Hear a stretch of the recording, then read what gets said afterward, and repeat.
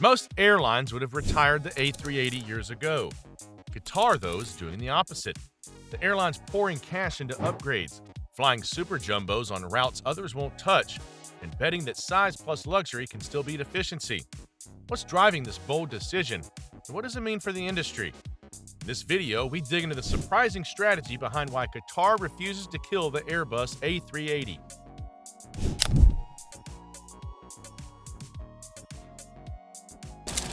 When most airlines looked at the Airbus A380, they saw a money pit. 4 engines to fuel, 2 decks to maintain, and operating costs that didn't make sense in a world where lean, efficient twin jets like the Boeing 787 and Airbus A350 were dominating. That's why carriers from Air France to Singapore Airlines started phasing it out. But Qatar Airways saw an opportunity hiding in plain sight. Instead of treating the A380 as a burden, they reimagined it as a tool, not for every route, not for mass deployment, but for very specific, very profitable missions.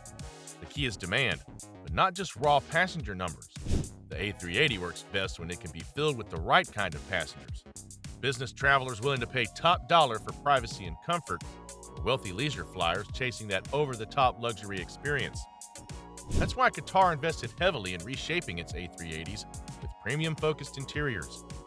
Rather than cramming in as many economy seats as possible, they leaned into high-yield first-class cabins and premium seating layouts designed to maximize revenue per passenger. By making the aircraft less about volume and more about exclusivity, they turned what many saw as a cost problem into a revenue solution. So while others walked away, Qatar leaned in. If you can sell enough high-yield seats on a single flight, suddenly that giant double-decker doesn't look outdated. It starts to look like a profit engine.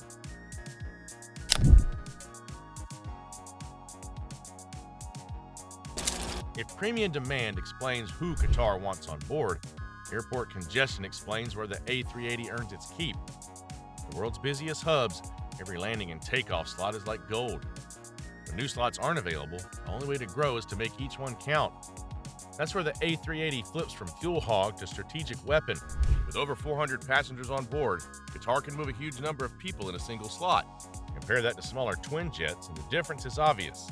Same number of slots, far more passengers, and crucially, far more revenue.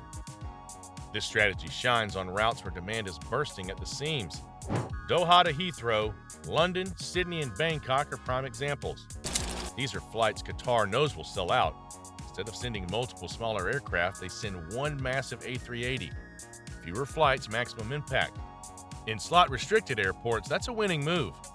There's also timing. Aircraft like Boeing's 777X were meant to be the natural replacements for larger jets, but repeated delays left airlines in limbo. Qatar faced exactly that problem. Retiring the A380s too early would have meant shrinking capacity just as global travel surged back after the pandemic. So rather than pulling back, Qatar put the super jumbos back into service, carefully deploying them on routes where they could shine. In many ways, the A380 became a stopgap. But Qatar didn't just frame it as a compromise, they turned it into a statement. Not we're filling a gap, but we're raising the bar.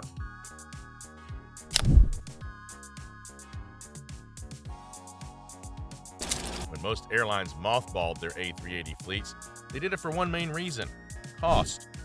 4 engines meant more fuel burn, the double-decker layout meant higher maintenance bills, and refurbishing such a massive jet was something few carriers were willing to pay for. Retiring them and focusing on new, efficient twin jets seemed like the logical move. Qatar Airways, however, went the opposite direction. Rather than seeing the A380 as outdated, they treated it as a blank canvas and chose to lean hard into luxury. Their vision wasn't about maximizing seat count, but about maximizing the experience. Step on board and the difference is obvious. The upper deck isn't crammed with economy rows. Instead, it's dedicated to wide premium cabins and first-class suites designed to feel closer to a private retreat than an airplane. First class in particular has become a showpiece. While many airlines have scaled back or even eliminated it altogether, Qatar doubled down. The A380's first class offers oversized leather armchairs, massive personal entertainment screens, elegant finishes, and a service model designed to make flying feel like dining in a 5-star restaurant. From lavish meals served on demand to the sheer amount of personal space, it's an experience few carriers can rival. But perhaps the most distinctive feature of Qatar's A380 is the onboard lounge. Tucked between premium cabins, it's a full-fledged social space at 40,000 feet, complete with sofas, cocktails, and a high-end atmosphere. While other airlines have scrapped these spaces in favor of squeezing in more seats, Qatar leaned into it. They understood that the A380's uniqueness lies in features no smaller twin jet can replicate. That's where the economics shift. Yes, the A380 burns more fuel than a 787 or an A350, but when half the cabin's filled with passengers paying several $1,000s per seat, the equation changes. What once looked like a liability becomes a high-yield asset. Not because it's efficient, but because it delivers something no other aircraft can. Space, exclusivity, and a level of luxury that keeps the wealthiest travelers choosing Qatar over its rivals.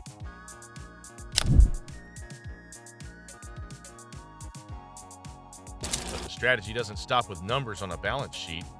For Qatar, the A380 isn't just about economics, it's a statement. In a fiercely competitive industry, the aircraft doubles as a flying billboard for the airline's brand, reinforcing its image as a global leader in luxury air travel. The psychology of it matters.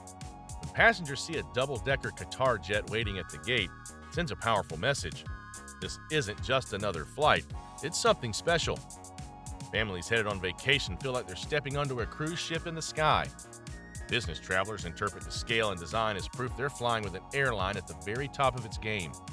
That kind of perception is priceless, because in aviation, how a flight feels can be just as important as the ticket price. And it doesn't end when the plane lands. The A380 creates a lasting impression. A traveler who experiences the sheer space of its upper deck or spends time in its lounge is far more likely to remember Qatar as the airline that gave them something extraordinary. Even if their next trip is on a smaller aircraft, that memory lingers, building loyalty and making them more likely to book with Qatar again. This branding effect is amplified by social media. Every video tour of the lounge, every photo of a first-class seat, every TikTok of the sheer size of the jet becomes free advertising. Passengers become the airline's marketers, showcasing an experience that feels larger than life. And that's the genius of Qatar's approach. In a time when many airlines are shrinking premium cabins and squeezing economy rows tighter, Qatar is taking the opposite approach, offering more space, more luxury, and more spectacle. The A380 becomes more than just a mode of transport, it becomes a theater in the sky, a symbol of what sets Qatar apart. While rivals focus on efficiency, Qatar has carved out an identity rooted in prestige and experience.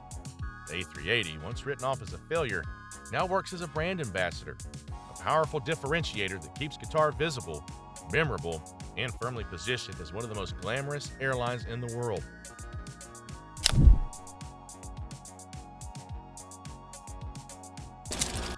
Unlike most other major carriers, Qatar Airways isn't just any airline. It's the flag carrier of a nation that uses aviation as part of its global identity. The A380 plays into that symbolism. Retiring it outright would have meant shrinking visibility at a time when Qatar is determined to project influence through aviation. From hosting the FIFA World Cup to building Doha as a global hub, the country has invested heavily in making Qatar Airways a centerpiece of its image. The Super Jumbo, with its scale and presence, fits that narrative perfectly. There's also the matter of timing in fleet planning. Qatar has large orders in place for next-generation aircraft like the Boeing 777X, but delivery delays have dragged on for years. If the airline had retired its A380s early, it would have faced a significant capacity crunch. Fewer seats at a time when demand is strong and competitors like Emirates were expanding aggressively. Keeping the A380s flying wasn't just a choice, it was a necessity to avoid losing ground in crucial markets. And then there's the financial logic. While the A380 is expensive to run, Qatar has already invested millions into refurbishing and upgrading these jets. Scrapping them now would mean writing off those costs with nothing to show in return. Instead, by squeezing more years of service out of them, Qatar ensures it gets the full value from that investment. In short, the A380 hasn't been dumped because it still serves a purpose. It bridges the gap until new aircraft arrive, keeps Qatar competitive on high-demand routes, and it reinforces the airline's image as a global leader. For Qatar Airways, grounding the Super Jumbo now would be like stepping backwards at the very moment they want to move forward.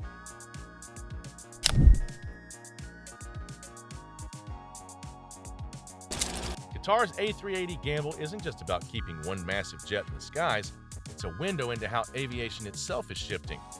For years, the mantra across the industry has been about efficiency.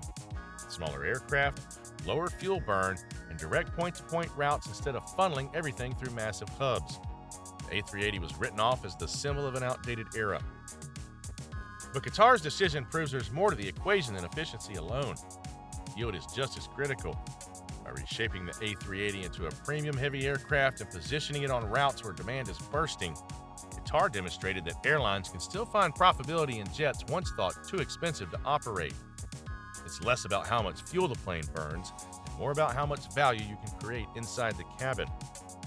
This strategy also sets an example for others. If Qatar can turn a so-called failed aircraft into a showcase for luxury and profitability, it raises the question, why couldn't other carriers do the same? And in fact, some already are. Emirates continues to double down on its A380 fleet. Lufthansa has brought back a handful for long-haul routes, and other airlines are exploring whether niche, premium-heavy configurations could breathe new life into older aircraft. What once looked like the end of the line for the Super Jumbo now looks more like a second chapter. But perhaps the most important takeaway is about perception. The A380 still generates excitement. When passengers see it at the gate, it creates buzz. Boarding a double-decker jet still feels like stepping onto something monumental. That excitement feeds into loyalty and brand prestige. In a world where airlines fight tooth and nail for high-yield travelers, that emotional impact is worth as much as fuel efficiency. Qatar understood that, and in doing so, they flipped the A380 story on its head. The aircraft has gone from a financial burden to a brand-building powerhouse, from a relic of the past to a symbol of bold strategy. So here's the question. Has Qatar given the A380 a second chance at life, or are they the last ones bold enough to believe in it? Let me know what you think in the comments below.